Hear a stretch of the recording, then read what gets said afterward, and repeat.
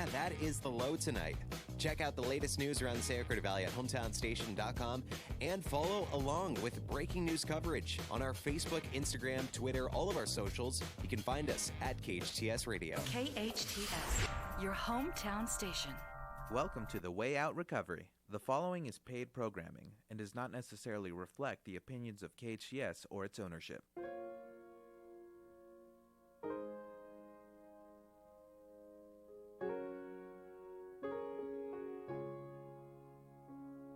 I got no excuses for all of these goodbyes.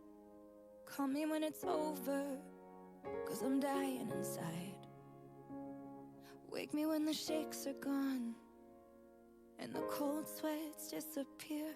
Call me when it's over and myself has reappeared. I don't know. Welcome to the Way Out Recovery Hour. I'm Bob Sharits, and this is the Way Out Recovery Hour, brought to you by on KHTS Radio, AM 1220, FM 98.1. And don't forget to download the KHTS app. It's free. Download it on your smartphone now, and you can stay up to date with news, weather, and cool music and shows and all kinds of good stuff. So you can also find this show, The Way Out Recovery Hour, on YouTube, KHTS Facebook page, or the Way Out Recovery SCV Facebook page. Happy Monday to everyone. Happy summer. I was, I don't know about you guys, but I'm sort of pleasantly surprised at how hot it's not. It's been pretty mild, at least today it is, and pretty stoked about that. But the board operator and I were just sitting here talking about the date. He said, holy moly, it's July 22nd already. Where does it go? We're in full swing of summer, and the time just flies by. And maybe that is a good enough reason or a reminder for us to pay attention to the things that are really important in our lives that are standing right in front of us, because time is just zipping on by. And if we lose these moments worrying about what's going to happen tomorrow or all the stuff that we wish we'd have done differently in the past, we cannot be present for this moment. And, I had the fortune of having a conversation with a very dear friend of mine this morning, and that conversation was really around being in the moment. And nothing is more important than the people that are standing in front of you and the things that are showing up in your life. And so give it your all. Our show is a recovery-based show. It's all about recovery from addiction and mental health. And sometimes we can really get into all the devastating consequences of, those issues. But I always want to bring and ring in with a message of hope, a message of opportunity, a message of caring and kindness and love and compassion, because that's really what we're all about. I had a conversation prior to coming on the show with a lady who's really struggling as a mom because her son is caught up in the throes of addiction and just beating herself up and blaming herself. And a couple of things struck me in that. I was able to let her know that she's done the best job that she possibly can, and good people become addicts sometimes, and every addict that I've ever met, if I can put some of the nasty behaviors to the side, they're really beautiful, sweet, very important people, and we want to remember that. And also what I was struck with in that conversation is something that I see every day, but that I don't know if I give credit enough to. And so, and that is the hope, and that is the recovery, and that is the healing, and that is the beauty of what we find in the recovery process. And that is the relationships that we have. For people that are in recovery who are listening are going to know this, but the depth of the relationships and the meaning of those relationships is unparalleled, because, if you've ever been in a spot, it's not necessarily exclusive to addiction or mental health, but if you've ever been in a spot in your life where you have been on the edge of maybe even sometimes death and you've suffered, and then you can really, really appreciate what is important in life. And that is what the recovery process is oftentimes about. We are over at the Way Out Recovery on the corner of Bouquet and Plum Canyon. Drop on by and have that conversation with us. If you're out there struggling, you don't have to anymore. You know, help is available, and asking for help is the first step. So you can always drop by our office. There's almost always somebody there. We're on the corner of Plum and Bouquet. Our phone number is 296-4444. That's 661-296-4444. And you can go to our website at thewayoutrrecoveryscv.com. Drop me a personal email, bob@thewayoutrrecoveryscv.com. Or you can go on that website and you can fill out a free confidential assessment. And also you can, there's a space on there to send messages back and forth. If you're struggling with something, or you need the answers to something, or you just want to have a conversation, that's what we're here for. You know, we are in the community so that anybody who's sitting out there wondering what the heck they're going to do in the suffering that they're sitting in, whether it's mental health, substance abuse, or any of the issues that go along with that, we are there so that you can make that phone call. You know, it is absolutely confidential. It is absolutely safe. The staff that I get to work with are kind and loving and compassionate and are just waiting for your call. That's what we do. We help people, you know, see straight, I suppose. And so we want to help you do that. So again, give us a call, 661-296-4444 over at the Way Out Recovery. When I come back after this break, what I want to do, I had a really, what I would consider a spiritual experience over this weekend. Just a really amazing group of people that I ended up hanging out with in the recovery community this weekend. And I want to share with you some of the miraculous changes that I got to witness in the stories that I heard in the recovery process, and offer you hope. And also, I think more importantly, I'm going to go through what actions need to be taken in order for anybody. You know, it's certainly not exclusive to me or anyone else. Anybody who wants to access the recovery process, it is absolutely available to you. And I want to help you tap into that and show you how we can all recover. Recovery is possible, and it's available, and it's a wonderful, beautiful thing. So I'm Bob Sharits. This is the Way Out Recovery Hour. We will be back in a couple of minutes. We all know sometimes people lose their way.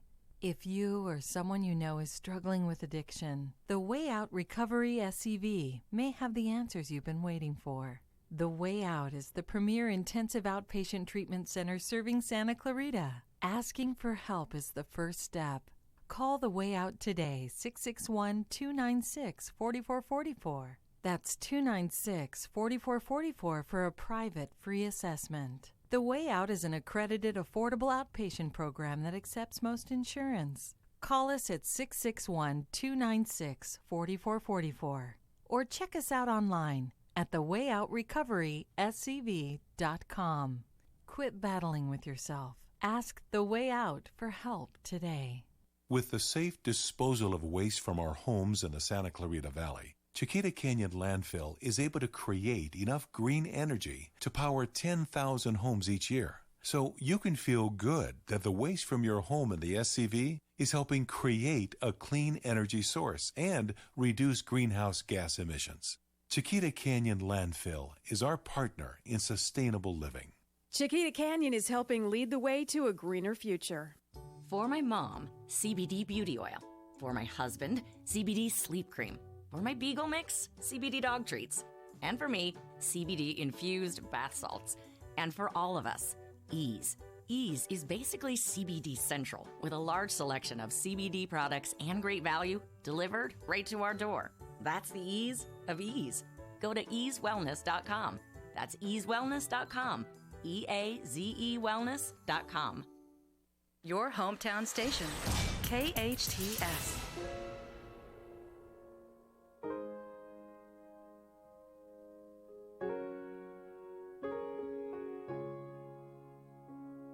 I got no excuses for all of these goodbyes. Call me when it's over, 'cause I'm dying inside. Wake me when the shakes are gone and the cold sweats disappear. Call me when it's over and myself has reappeared. Welcome back to the Way Out Recovery Hour. I'm Bob Sharits, and once again, welcome to the show. If you're just tuning in, remember that we are here at noon every Monday on AM 1220 KHTS or FM 98.1. You can also download the free KHTS app. You can watch us now or later on Facebook, either KHTS Radio or the Way Out Recovery SCV Facebook page. We're also have these videos available on YouTube as well. And so you can look us up. We're the Way Out Recovery Hour. And if you're just joining us, you know, when I did the intro to the show, I really started talking about what I think is the thing that maybe the most significant thing that kept me in the recovery process. It is not the thing that got me in the recovery process. The thing that got me in the recovery process after years of struggling, you know, I got sober August 16th, 2005, right? And what I like to say when I'm talking to people about that is that on August 15th of 2005, I could not have told you that the very next day I would see everything in my life differently. And that amazes me now, with almost coming up on 14 years sober. That amazes me that transformation, that change in perception, the way that I looked at things, the way that the world presented itself to me was so much different from one day to the next. And so I want to tell you what made that happen.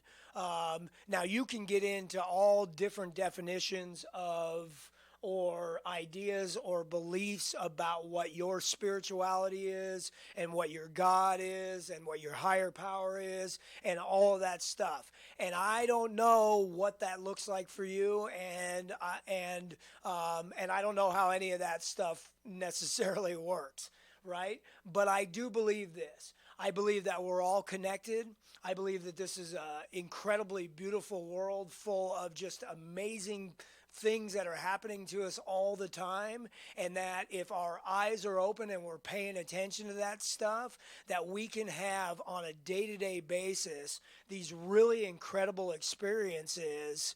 And I think that stuff had always been present in my life.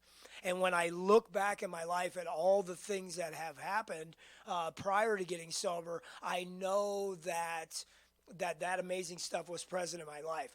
The difference is that my eyes were closed, is that I couldn't see any of that stuff, is that I was so wrapped up in me and my addiction and my problems and all the stuff that goes along with that, that I'm unable to see the beauty in the world. And maybe I can catch a glimpse of it now and again, right? And so the only thing that changed on that day for me, and maybe if you're sitting out there and you're struggling or you've been trying to get sober, which I had been trying to change my life. I didn't know that sobriety was the key to, it's going to sound funny as I say it, you know, because it sounds so obvious now, but I didn't know that stopping doing drugs and drinking were going to be the key to this beautiful life, you know. I just thought that I had to somehow get my stuff together, like get a better job or move somewhere else or whatever that looked like. Maybe cut back or something, like I drink too much. I didn't know that for me, total abstinence was going to be the way that I needed to go, right? And so I had to so I had tried to change my life before, but I had always tried to change my life without stopping using and drinking. And so that didn't work for me. I had to almost be forced to not be able to do any drugs and drink anymore in order to see the steps that were necessary for me to change my life. So I'm sitting there on that day, and in full disclosure, let me tell you where I was sitting. I'm sitting in a jail cell after the Palmdale Sheriff's Department pulled me over and put me in a cell one more time, for having drugs on me, right? And that experience right there wasn't any different than I'd had that happen to me before. I'd been arrested before. I'd been in trouble for drugs. I do stupid stuff when I'm under the influence, and I'm sometimes not a very nice guy when I'm under the influence of drugs, right? And so that wasn't a new experience. What was a new experience is what I urge anybody who's struggling to do. And that was when I was sitting in that cell and I was out of my good ideas, and I didn't have one more hustle in me and one more manipulation in me and one more idea to try to talk somebody into letting me off to one more thing. I surrendered. I just absolutely 100% surrendered.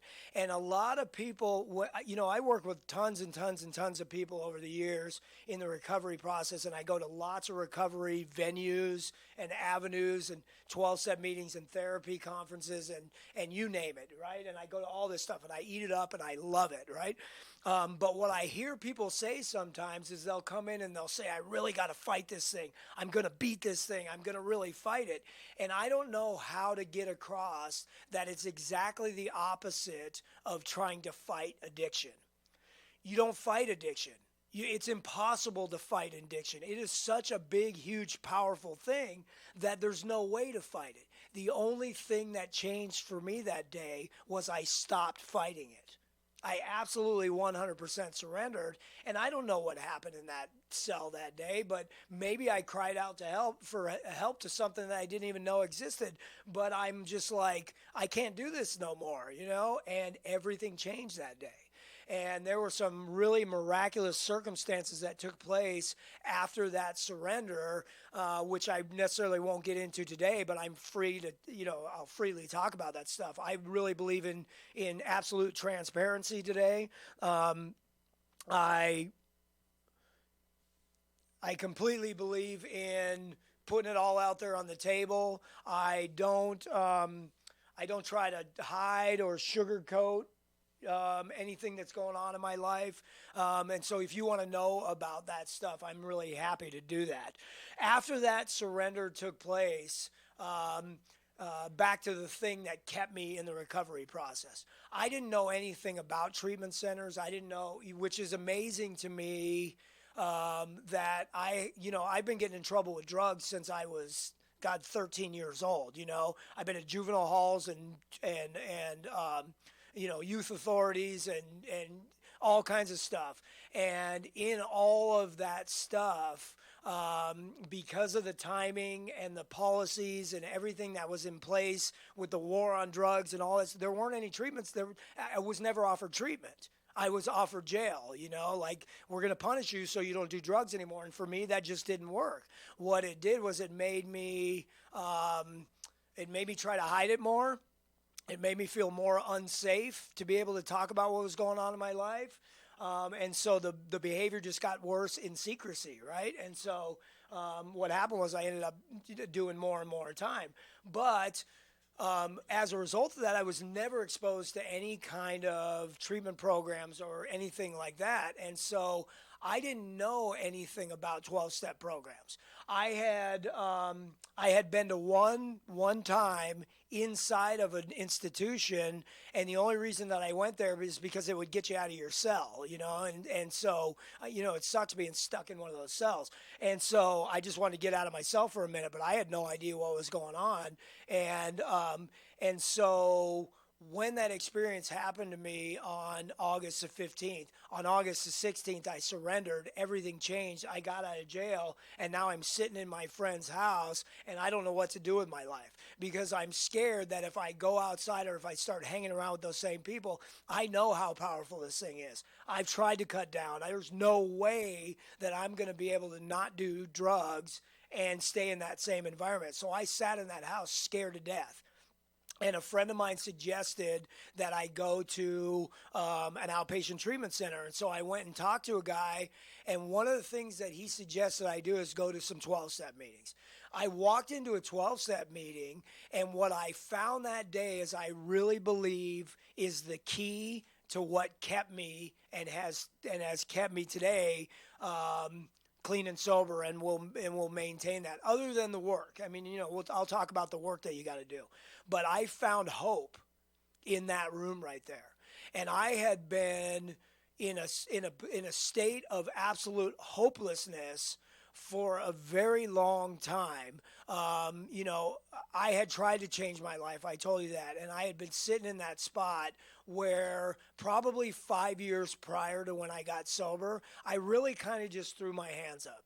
I really kind of just said, why bother? I really kind of just said, people like me don't change. And there's no change available, and so why bother? And I kind of just decided maybe 5 years before I got sober that I'm going to do as much as I can to try to stay as oblivious to the world around me that I can't be a part of until I die, I suppose, And so if you're sitting in that spot where you don't think there's any hope and it feels like it's the end of the world, and then like you're in that desert of hopelessness, and all of a sudden you come over a sand dune and there's a guy with a cold cup of water, right? Like that's what it felt like. And I was like, holy moly, right? I looked around and I listened to the people that were sharing in that meeting, and they were sharing about stuff that that was inside of me that I had never talked to anybody about. Stuff that I wanted to say that I didn't know how to put the words to. And these were guys who were using drugs and drinking the same way that I was, and they weren't doing that anymore. And I was like, holy moly, how do you grab a hold of that, right? And so I asked the guy afterwards. I went up to the secretary, they call him the secretary, the chairman or the secretary of that meeting afterwards, and I said, like, what do I need to do to stay here and be a part of this? And he gave me some instructions, right? And what I found since then is that hope continues to grow. It's always hopeful, and there's always recovery, and there's some beautiful things that are happening in the world of recovery. So this last weekend, I went to this thing called the Tehachapi Mountain Roundup. It's a 12-step event. It combines outdoor activities and camping with recovery, and those are both the two favorite things in my life. And so anytime that, I have the opportunity to go and do something like that, I'm all in. So we had a good old-fashioned camp out, but it was surrounding 12-step meetings and 12-step events and speakers and all of that cool stuff. And I thought, on Monday when I come back and do that radio show, I want to try to convey to the people that are listening that have different experiences in the recovery process. There may be some of you out there that have never been exposed to what recovery is. And so what I want to say to you is that it may not be what you think it is. Oftentimes, I hear people that are trying to get sober will say things like, what is my life going to be like if I don't drink or use drugs? Is it going to be boring? Is it going to be glum? Is it going to be a veil of tears? And I want to say this to you, to those of you who haven't been exposed to that recovery process, right, is that recovery is a profoundly joyous experience. If I'm willing to commit to being present in that experience, it is an interaction with life that I have up to that point never been able to experience. And even the things that my brain might be telling me are boring are going to be a profound experience. Like, I'm going to be able to tap into my feelings and be present for those feelings in such a way that my interaction with the checkout lady at the grocery store, if I take the time to shut my phone off and have that brief conversation, even those little interactions are going to become meaningful for me, and I'm going to remember people's names, and I'm going to have these really cool experiences. Not to mention the ability in the recovery process. See, it's not just about getting clean and sober. We get clean and sober, so we stop doing the drugs, and then we have to do the work, right? And the work is all about going back and changing my perception on the things that I've lived through and the way that I'm living. And that work right there can sometimes be really, really difficult to do. But I will tell you, from a personal level, not from a professional level, because that's rewarding as well. But the work that I've been able to do, and the therapy and the counseling and the 12-step sponsorship and all that stuff, the work that I've been able to do in uncovering, discovering, and discarding the things that I had no intention of ever looking at again. You know, that stuff that's happened to you, or that you've done, or that you've experienced, that you really don't want to take out of your back pocket, that you're hoping nothing ever reminds you of, that you're trying to stay away from, that you really don't want to look at or talk about or touch. You know, that stuff, right? The stuff that I've tucked away. That stuff that I had no intention of ever looking at again. I have had the ability, that has become the most rewarding experience in my life, to have that put into a new framework. That's what the recovery process is all about. Certainly, the goal is this. The goal is don't drink or use drugs. And for some people, the goal is reduce my use enough to not get in trouble doing drugs or drinking. Cool. If that's your goal, then that's the goal that you'll achieve. For me, the goal is to never pick up a drug or a drink again. That is the goal, right? But to attain that goal, there's some work that I have to do. And the reason that I wanted to bring back the message of hope, and I don't know if this is a word, but I'm going to say it anyway, miraculousness, I think it is that it is nothing short of a miracle in talking to the 150 or so people that I met this weekend, individually having little conversations with them. It is nothing short of a miracle, after hearing the stories of where these beautiful people come from, and the struggles and the suffering and that inability to get unhooked from that addiction. In hearing those stories and seeing how their lives are now, all I can say to that is that should not happen. Like, it's impossible for that to happen.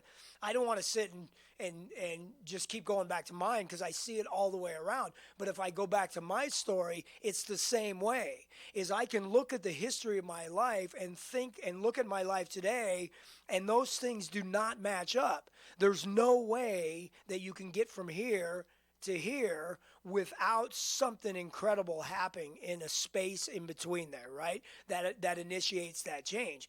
And so what's cool about that is that maybe 12 steps started it all, but there are a lot of different avenues that use the same sort of processes that will get you to be able to have that awakening, to be able to have that, dare I say, spiritual awakening, to be able to have that change in perception on life, to be able to view things from a different point or framework. And anybody can have it today.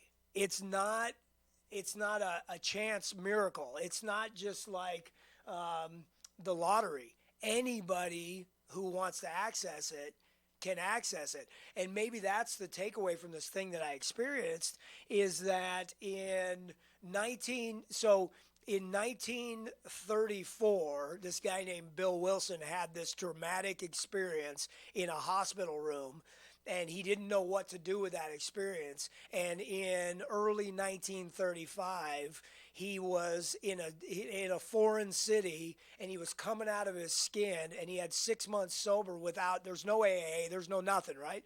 And he's sitting in this spot, and it is on him. He's got the craving on him. He's sitting in a bar. He wants a drink more than anything in the world, and he's fighting it, and he's fighting it, and he's fighting it. And the only thing that he knew was that if he talked to another suffering person, that helping somebody else might keep him sober that day.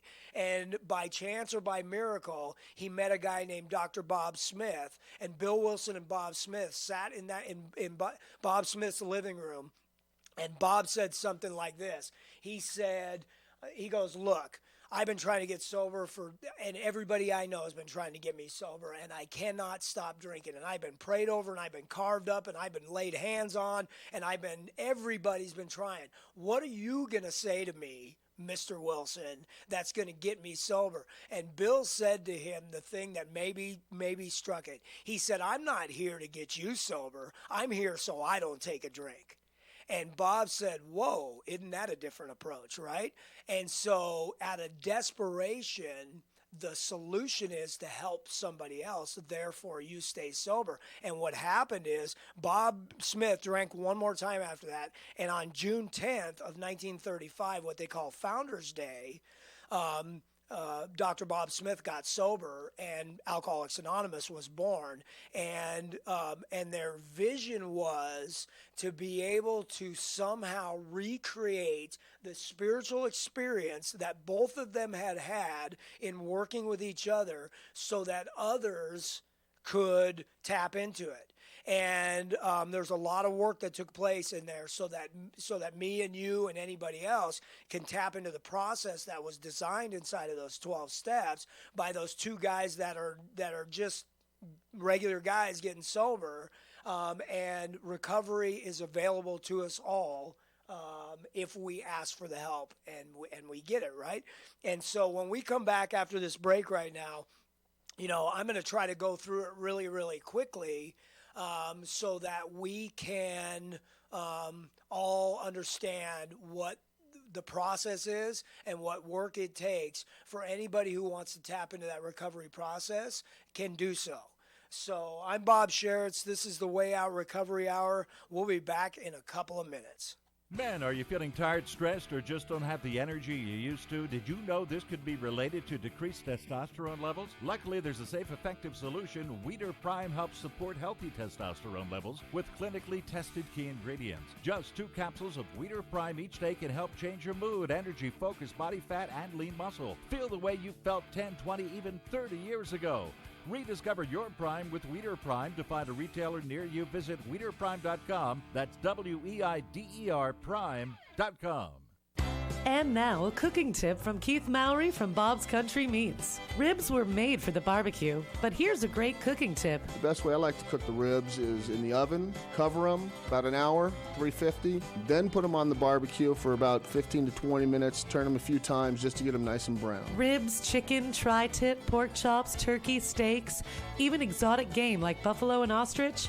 For the tastiest ribs in town, visit Bob's Country Meats on Soledad in Canyon Country. Congratulations to Dave Reeves and his team at Reeves Complete Auto Center. They just celebrated their 11th year of serving the Santa Clarita Valley. Thank you so much for choosing Reeves Complete Auto Center. I know you have plenty of choices for your car repair needs, so we appreciate you picking Reeves. Tune-ups, brakes, transmissions, 30, 60, and 90,000-mile services, and much more. Find out about their special lifetime oil change program. Reeves Complete Auto Center on Ruther in Canyon Country. Find them online at reeveservice.com. Please remember to support the Boys and Girls Clubs of Santa Clarita and the SCV Rotary Club.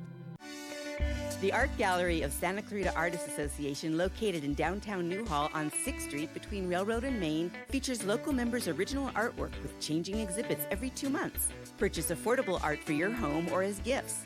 Open Friday through Sunday or by appointment.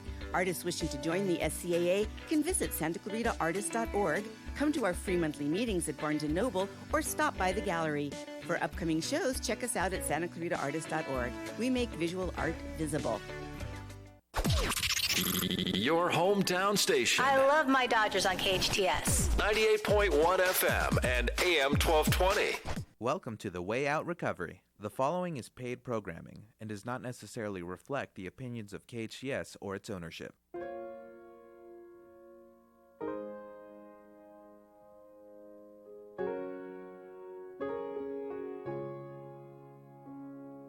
I got no excuses for all of these goodbyes.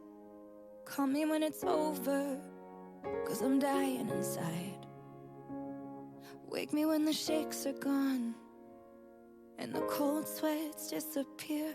Call me. Welcome back to the Way Out Recovery Hour. I'm Bob Sharits, and if you are just joining us, please remember that we are here every Monday at noon on AM 1220, FM 98.1, or you can download the free KHTS app. Find us on KHTS Radio Facebook page or the Way Out Recovery SCV Facebook page, or look for us on YouTube. This is the Way Out Recovery Hour. If you're just joining us, you know, I get a little bit passionate in talking about how miraculous it is that myself and literally at this point thousands of people that I know have tapped into a beautiful and fulfilling life of recovery, given the contrast of the way that our lives used to be, right? Addiction is one of these things that, you know, there's a range of it. There are people that do fall into the diagnosis of what's called a substance use disorder, but they fall on the mild scale. And what that might look like is that you drink too much and you get into some trouble, like your family wants you to stop, or you're severely hungover when you go to work, or maybe you've missed a couple of days. You might even have gotten a DUI or something like that. You may black out occasionally or say embarrassing things that you wish you hadn't have said. And that right there alone is not a diagnosis for addiction. Those are some of the symptoms. That combined with this, and here's key, is if I've ever told myself that I should really cut down or I should really quit, or even more so, I'm not going to drink this weekend, and then I can't keep that promise to myself. I cannot keep that commitment given in the light of the consequences that are happening behind my drinking. Now, that can be with anything. You may be gaining weight from your drinking and say, I need to cut back because I'm really concerned about my weight from drinking, and be unable to do that. That is still in the addictions category. And it ranges from that all the way to, you know, the most severe cases where, from an outside perspective, you look at a person who's throwing their lives away. That's what it looks like. Has lost everything as a result of their drug use or their drinking, maybe even to the point of death. Maybe they've been in and out of the hospital. They've overdosed a few times, been resuscitated, whatever's going on.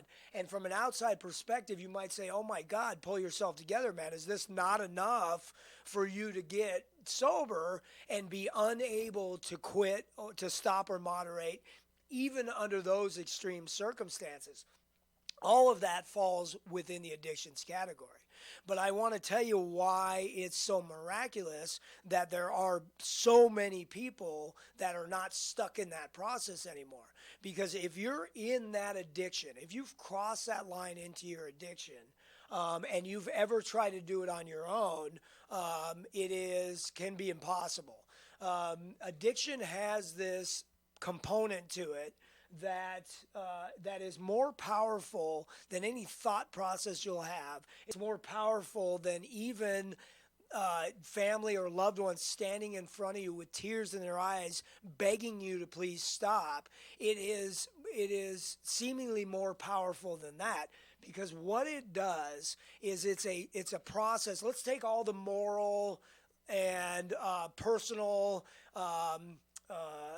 things that may be involved in addiction, and let's purely keep it to a physiological level. Addiction is this process. So human beings are survivors, right? And the brain in an addicted person has equated the use of the drug with survival and is telling you and forcing you to do it no matter what. Because if you don't do it, something worse than death may happen. And your brain, once you cross into an addiction, truly, absolutely 100% believes that. And so the idea of not doing it is the brain won't allow that to happen from a survival perspective. So in the recovery process, it really takes a rewiring of that brain. So a person who's trying to think their own way out of addiction is not going to be able to do it. The only way out of addiction, and this is where the 12-step guys back in 1935 really were able to start this process of being able to create a process, a program that's encompassed in the 12 steps where anybody can tap into it, right? Is they knew that the actions that you take are going to be more powerful than the thoughts or the emotions that you have. That if you're waiting for the right time, or you're waiting till you feel like it, or you're waiting till it's a good day to take any kind of action, it's never going to happen. That you have to take an action first, even if you don't want to. And then what happens is the actions that we take change the way that we feel. The actions that we take change the way that we think. The very first action that we take is an admission of powerlessness. So what I just talked to you about is exactly what happened to me on August the 16th, right? Is there was an admission of powerlessness sitting in that cell that day, a surrender. I threw my hands up and said, I cannot do this. I didn't know at the time that we could do this, that with the help of other people, that it's possible to tap into the recovery process. But it's almost like that energy that connects us all, and call it what you will, that spiritual thing that's right here around us. It's almost like that had been standing at the door waiting for me to throw my hands up, and then said, hey, Bob, come on in, or something. And so that admission of powerlessness is absolutely the very first step. There's a principle behind that we learn, right? And certainly humility runs through all of the 12 steps. The humility, and I'm not talking about humiliation. I'm talking about humility in the ability to say, my life is a mess and I need help get it back on track. As opposed to what I had always done, and that was like, I don't need your help, I got this, leave me alone, right? That pride that stands in the way of humility, and maybe those things are contrasts to each other and opposites, right? But there's a humility that takes place in asking for help. There's a humility that takes place in saying, I can't do this anymore. There's a humility that takes place in saying, I surrender. And in that right there, the principle in that admission that we learn, and spiritual principles are truths that do not waver. They are truths that do not waver. And so the principle behind that step is the principle of honesty. And honesty, and the reason I say truths that do not waver is spiritual principles are not, so honesty. You're either practicing honesty or you're not, right? It's like you can't say I'm not a thief because I only steal lighters off the counter at 7-Eleven. You're either a thief or you're not a thief. Doesn't matter if you're a bank robber or a lighter thief. You're a thief, right? And so the principle of honesty is, spiritual principle is you either are or you aren't. You're either practicing honesty in all of your affairs, or you still are holding on to stuff that you're not telling anybody about, right? And so the admission of absolute powerlessness is maybe one of the most honest things that we can do. Because we all pretend we got it all together, and we all put on a happy face, and we all put on this thing that says, like, everything's cool, man, but we're dying inside maybe. And that admission of powerlessness is help, right? Asking for help comes directly after that. I was fortunate enough, this really weird thing happened to me, and I don't know who or what to attribute it to, but I had been in one form of trouble or another since I was 13 years old, and I had been on parole from the state of California since I was 17 years old. And if you're on parole in the state of California and you get arrested for something, there's no bail. You can't bail out. It's called a no bail hold, right? And that day in that cell, when I said that surrender, within an hour, they came and opened the door. That to me, I don't know how that happened. They came and they opened the door and they said, somebody's here to bail you out. And my friend showed up and said, I'm going to help you. See, the next part of the process is asking for help, but maybe it's just accepting help. Because I can guarantee you, if you were sitting there, maybe you're sitting there alone right now. Maybe you're sitting there and you're thinking about your loved one. Maybe you're sitting there and you just don't know what to do. And I can guarantee you that when you're ready to accept the help, that there are people all around you that are just waiting to help you. And that was my case too. I didn't know. I had pushed everybody so far out of my life because I was so ashamed of the way that I was living. I hadn't talked to my family in maybe 10, 12, 15 years. I didn't want them to see the condition of my life. I didn't want to bring that burden to them. And so I just cut everybody out of my life. And I didn't know that some of them very far away and some of them very close, that everybody that I had ever touched that had ever loved me was standing there waiting for me to surrender. And when I did, people showed up and they said, we are here to help you. And I got that. So I started showing up to those meetings and I told you I got that hope. I was like, oh my God, maybe there is a chance. Maybe things can change. And I got that hope for the first time. Now, the next part of the process is accepting that help, but it's also accepting direction in that help. So those people showed up and said, we're going to help you. And I couldn't say, okay, thanks for the help. Now I got this. What I had to say was, I'm going to accept your help. What do I do?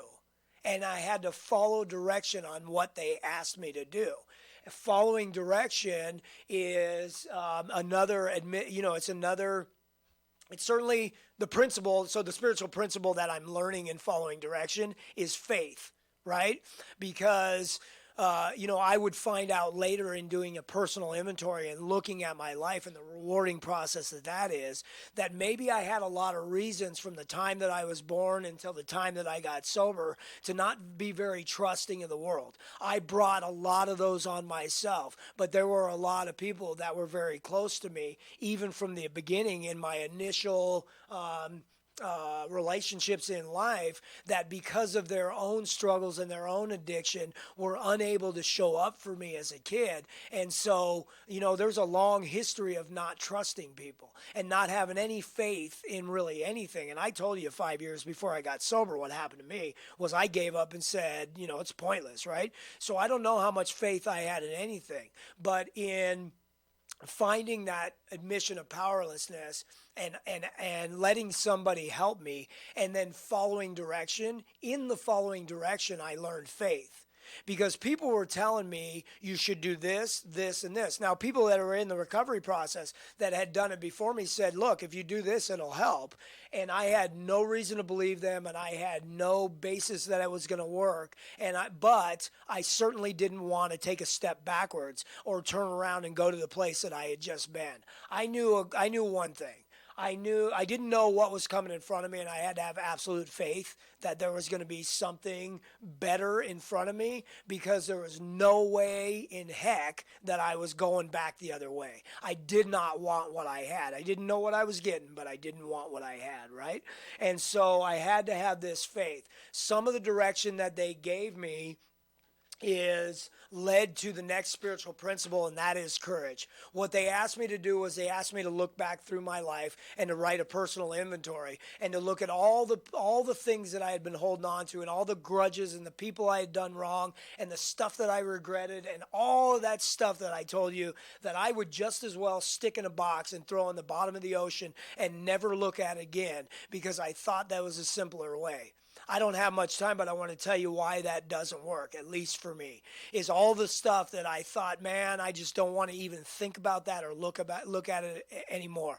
As I went through life, experiences that I had would trigger those old memories and those old feelings from the things that I didn't want to look at, and they would keep me stuck in life. I would be so afraid to face those things that I feared because they were bringing up that old stuff. And so somebody asked me to take that personal inventory and write all of that stuff down. And because I wanted this thing so bad, and I'll tell you what, if you want recovery like nothing else in your life, let me talk to the people that know they're addicts or alcoholics or are addicted in that addiction process, if you don't like that label, and ask you to look at some of the lengths that you have gone to get your next fix. You have to want recovery like that. I will go to any length to get this thing that I have never even experienced, right? I'll go to any lengths to get this thing called recovery, just like I went to any lengths to get my drugs. And if you do that, you'll be willing to write that inventory. The next thing they asked me to do was to share that with another person. Now, the spiritual principle in that is integrity. And the promise in that step 5 in sharing all the stuff that I never want to talk about with another person. In the process of that, the reason that it's integrity is the promise that comes after that. It says this, and it's in one of the 12-step books, right?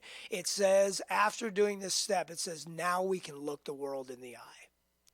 I was hiding so much stuff and holding so much stuff and not wanting to talk about so much stuff that I walked through the world looking at the ground. I could not look you in the eye because I was afraid you were going to ask me simple questions to somebody else, but not so simple to me, right? Like, where'd you grow up, or where'd you go to school, or what'd you do for a living, or tell me about your parents, or, just stuff that's difficult when you have that kind of life. I don't want to talk about that stuff, but I'm willing to. And so integrity is, now I'm going to show up in my life and put all that stuff on the table, right? I share that with somebody else. I get to see, as I go through that, my part in what has happened in all of that stuff. And that takes a willingness to not look at the people that I had been blaming my entire life. And maybe publicly, I'll do it right now, but I certainly am doing this privately, is I want to say that I love my dad and I have blamed him for a lot of my bad behavior. And Dad, I am sorry for that, man. I was wrong in doing that, and I take full responsibility for every bad behavior that I've done. And let's put that on the table, so that I can, and that takes a willingness, so that I can go to the next spiritual principle, which is humility. And the humility is I've done a lot of really bad stuff in my life. I was looking for a word that wasn't cussing, and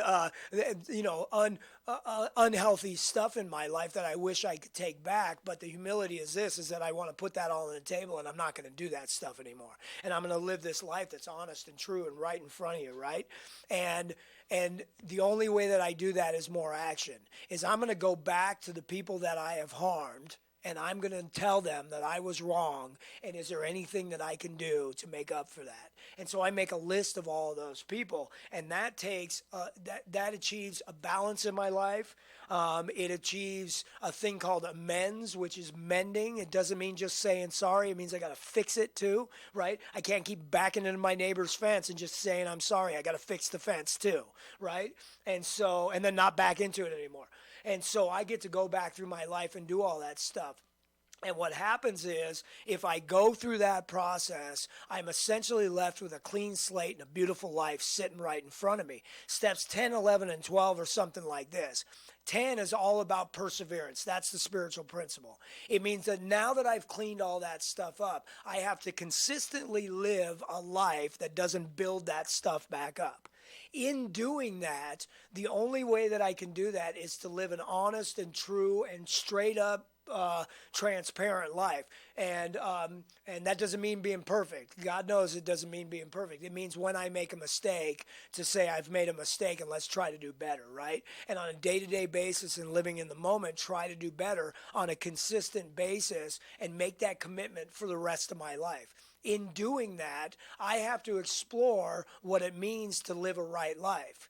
And so in step 11, it's really all about spirituality. I'm reading self-help books, and I'm going out in the mountains, and I'm meditating, and I'm doing yoga, and I'm exercising, and I'm talking to spiritual people, and I'm going to church, and I'm doing whatever I can to improve my conscious contact with that thing that connects us all, right? That spiritual thing that connects us all. And I don't know what that is. A lot of people might call it God, right? But I'm trying to improve my contact with that and be present for that moment.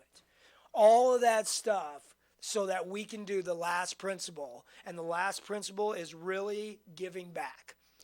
We do all of that so that we can do the very same thing that kept Bill Wilson sober that day. And that was go to Dr. Bob and try to sell the program to him so he could stay sober, right?